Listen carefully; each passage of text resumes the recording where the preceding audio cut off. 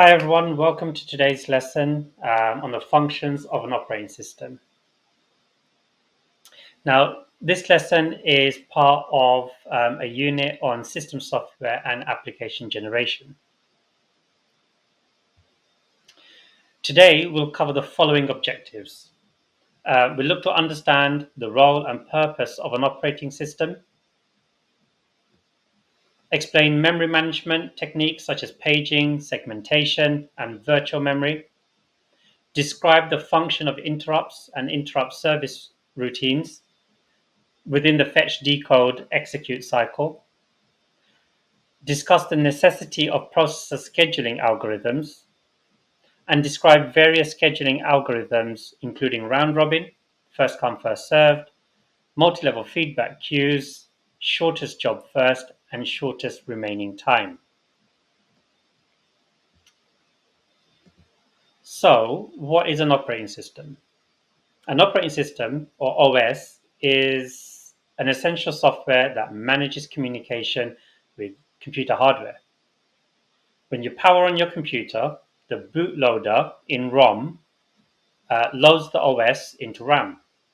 The OS then manages the hardware and provides an interface for users and application software.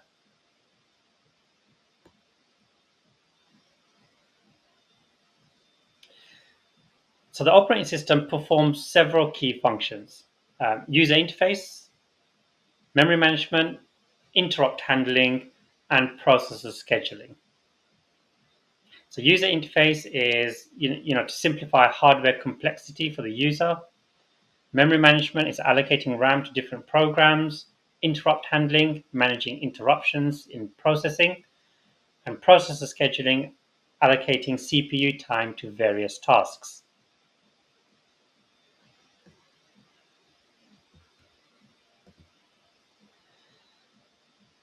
So let's look at the user interface first. The OS provides a user interface to hide hardware complexity.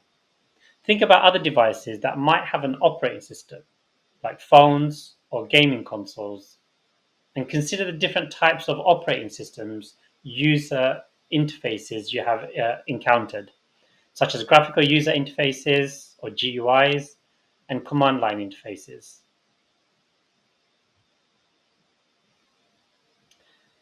With memory management, programs and data need to be loaded into RAM.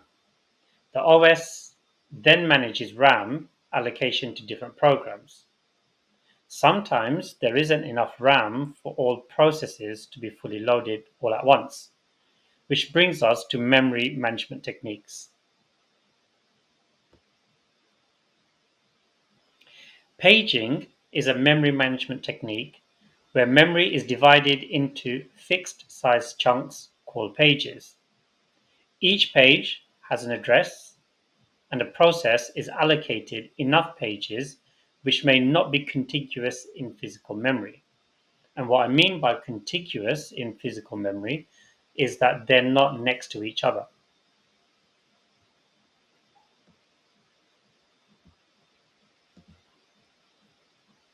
For example, when we're looking at a paging example, as we can see here, process A requires 2 pages in RAM, while process B requires 3 pages.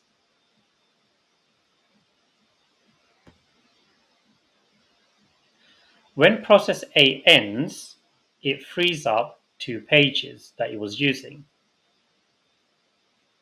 So now we have 2 free pages available. 2 free pages available from A, and then we had 1 free from before. Process C starts now, and process C needs 3 pages, which are allocated non-contiguously.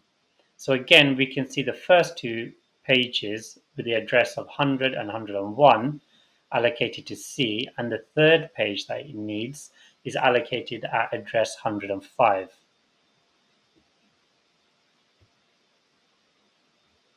Process C a page table maps between logical memory locations and physical memory locations. This helps the operating system keep track of where each page is stored.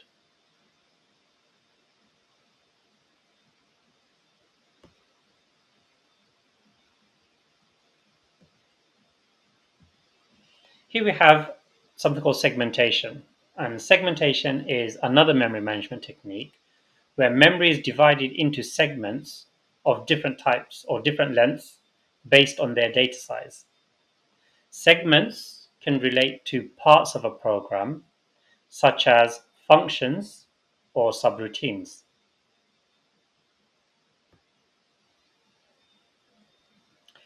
When RAM is insufficient or there isn't enough, part of the hard disk is used as virtual memory. Pages of a process are stored in virtual memory and swapped into RAM when it is needed.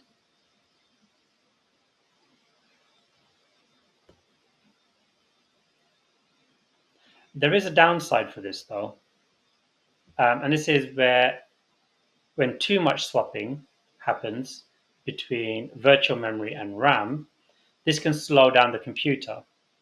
And this process, or this is known as something called disk thrashing.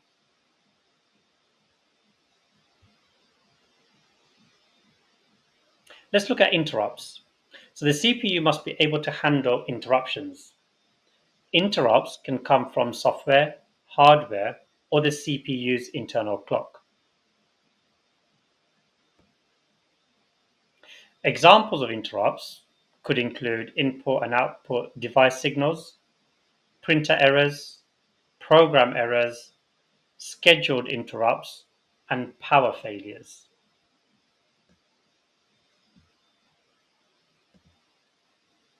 Let's have a look at interrupt handling. So the CPU checks for interrupts at the end of each clock cycle. When an interrupt is detected, the CPU stops fetching instructions and saves the current state.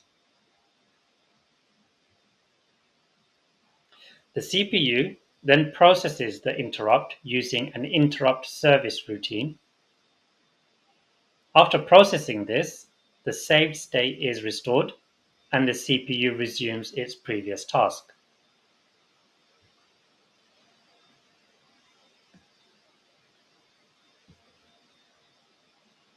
Interrupts have different priorities and are processed in order of priority.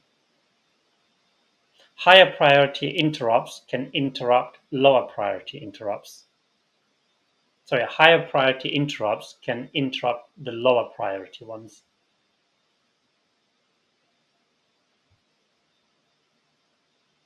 If a higher priority interrupt happens while another is being processed, the original interrupt state is saved.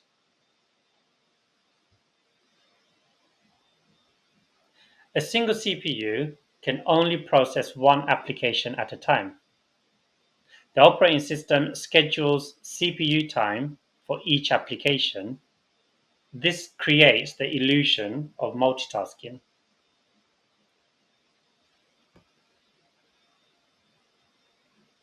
So the aims of scheduling are to provide an acceptable response time to all users. It helps to maximize the time the CPU is usefully engaged and ensure fairness on a multi-user system.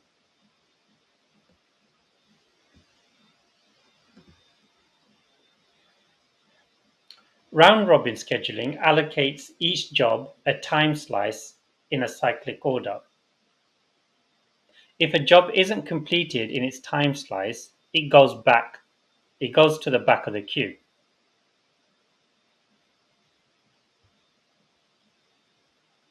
So let's have a think. Let's have a look at an example of round robin. So imagine a task queue uh, with task A, task B, and task C. Each task gets a time slice of 2 units.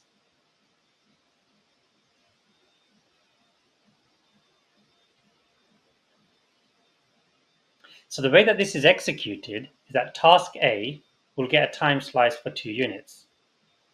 Task B will get 2 units. Task C will get 2 units. And then we'll come back to task A again until this is completed. So it will continue in this cycle until each of these tasks are completed.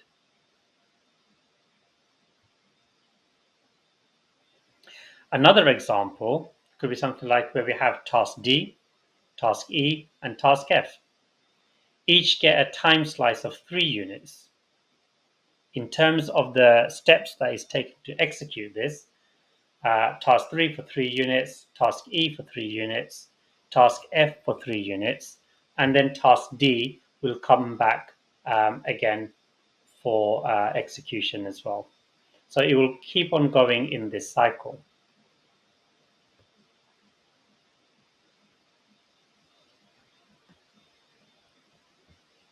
Now, if we were to think of a real world scenario where round robin may be used, think of a customer service call center. Each customer call is given a fixed amount of time with an agent. If the issue isn't resolved within that time, the call is placed back in the queue and the next call is taken.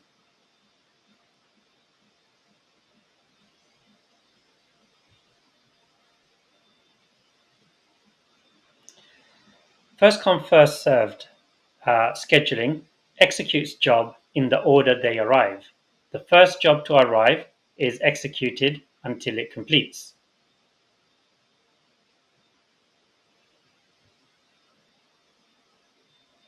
An example of this type of scheduling is, let's say, for example, task A has 10 units, task B has 5, task C has 8.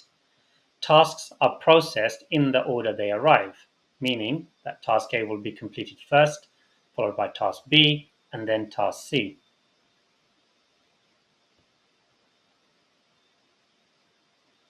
Here we have another example, again, very similar to the one that we've just looked at, but again, they will be completed in the order that they arrive.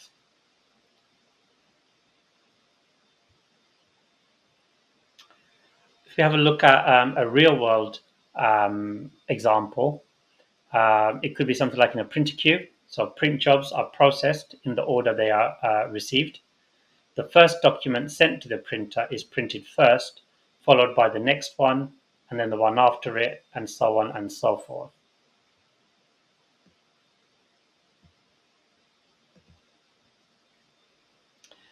Shortest job first, scheduling, processes the job with the shortest execution time next. This reduces average waiting time and queue length.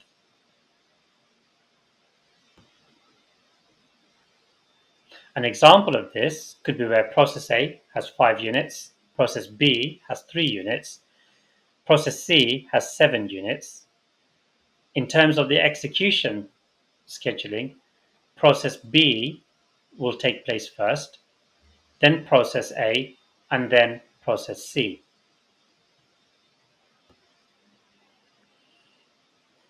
Let's have a look at a real world scenario for shortest job first.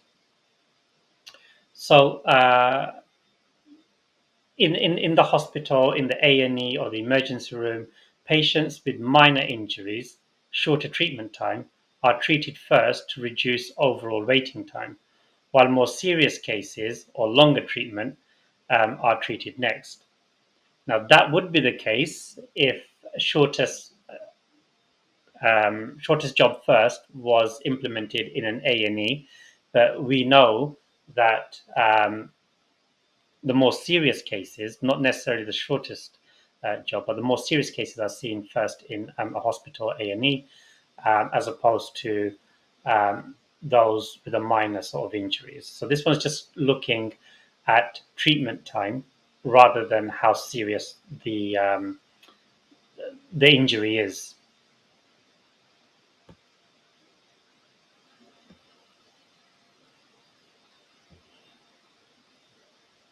Shortest remaining time, this type of scheduling is similar to shortest job first, but preemptive. The job with the shortest remaining time is executed next.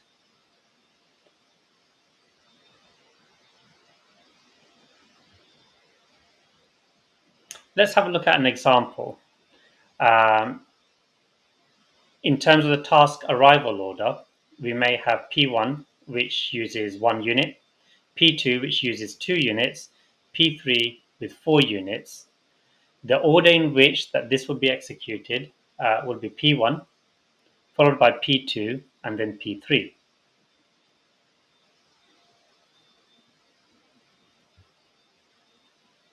If we have a look at another example where task arrival order is P1 with 1 unit, P2 with 3 units, and P3 with 2 units.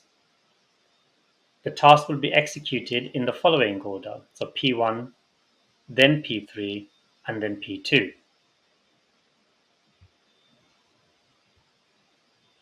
In a real-world scenario, for example, in a CPU process, with the CPU processing multiple tasks, the CPU may switch to the task with the shortest remaining processing time, ensuring that shorter tasks are completed quickly.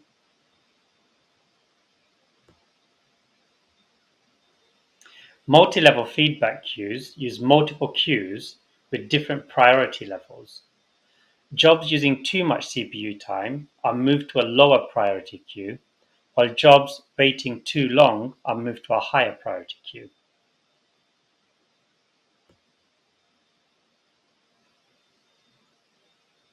Here's an example of this type of queuing or scheduling. So Q1, high priority, short time slices. Q2, medium priority with medium time slices. Q3, low priority, long time slices. Jobs move between queues based on their CPU usage and wait time.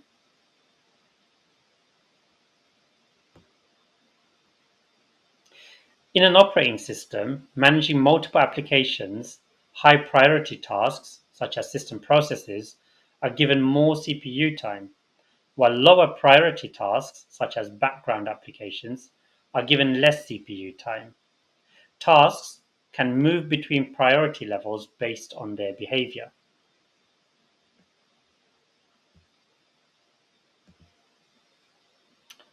Preemptive scheduling allows tasks to be interrupted and switched, while non-preemptive scheduling runs a task to completion once it starts.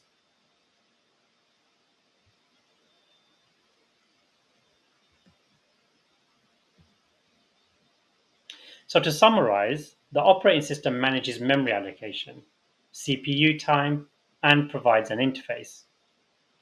Memory can be allocated in pages, and virtual memory allows pages to be swapped in and out of RAM when it's needed.